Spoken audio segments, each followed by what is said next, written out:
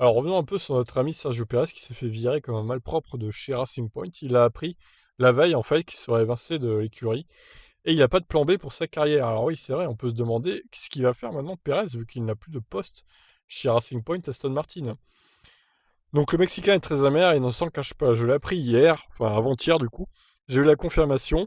Personne ne m'a rien dit, mais je l'ai senti venir. Mais ça va. C'est pas comme si j'étais dans cette équipe depuis 7 ans, lâche-t-il. J'ai reçu un appel de Laurent Stroll, m'a dit qu'il voulait aller dans une nouvelle direction.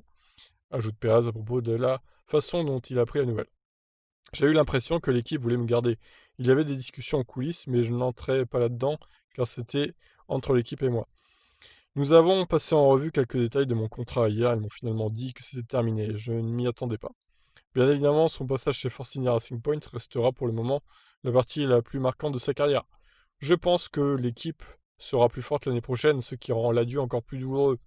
Nous avons fait tellement de podiums avec des voitures qui ne pouvaient pas, mais le vrai moment fort pour moi était de sauver l'équipe et de sauver tant d'emplois, rappelle judicieusement le Mexicain.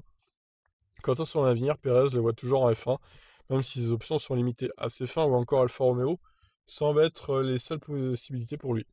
Tout est une option pour le moment. Mon objectif est de rester en Formule 1. Je suis jeune et j'ai encore de la motivation. Mais il faut que ce soit le bon ensemble et ce doit être un projet à long terme. Je ne m'attends donc pas à faire une annonce de sitôt. Je dois tout d'abord réfléchir et si je n'aime pas ce qu'on me propose en F1, je regarderai aussi d'autres séries. Alors, il pense pas à une année sabbatique, visiblement.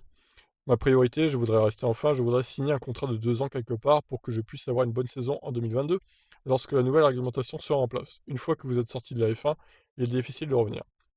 Ah bah Ocon a réussi à revenir pourtant, mais bon, c'est vrai que c'est pas simple globalement.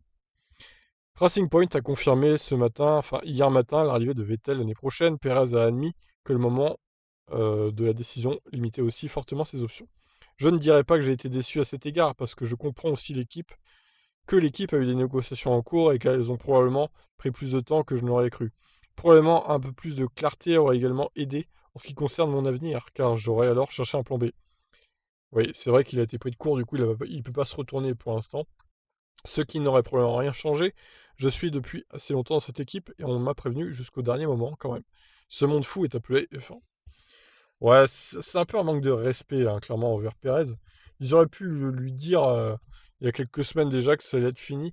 Ou alors ils savaient même pas eux-mêmes, je sais pas, ils ont pris la décision vraiment au dernier moment, ils ont tranché entre Stroll et lui. Mais bon, Stroll Junior, il pouvait pas le virer, c'est quand même le fils de Lawrence Stroll. Donc il était difficilement virable, on va dire. Mais bon, voilà, en tout cas, bon. Après, Pérez, il a des sponsors, il est talentueux, donc je ne m'inquiète pas trop pour lui. Je pense il devrait retrouver un baquet assez facilement. Bon, évidemment, ça sera pas chez Aston Martin, donc niveau performance, ça sera en dessous. Si c'est As, par exemple, évidemment, ça sera même bien en dessous. Alfa Romeo, faut voir s'ils peuvent remonter aussi, mais bon, c'est pas brillant pour l'instant. Toutes ces voitures sont motorisées avec Ferrari, on rappelle. Et peut-être Williams, si les nouveaux directeurs de Williams virent Latifi, par exemple. Je sais bien que Latifi ramène du pognon aussi, mais bon, Perez en ramène aussi, et il est plus talentueux que Latifi, donc peut-être qu'il y a une ouverture chez Williams, et peut-être qu'avec les nouveaux directeurs, ça ira mieux pour l'écurie anglaise. Donc, à voir. Mais à part ces trois écuries, je vois pas où est-ce qu'il pourrait aller, en fait. C'est bouché de chez bouché.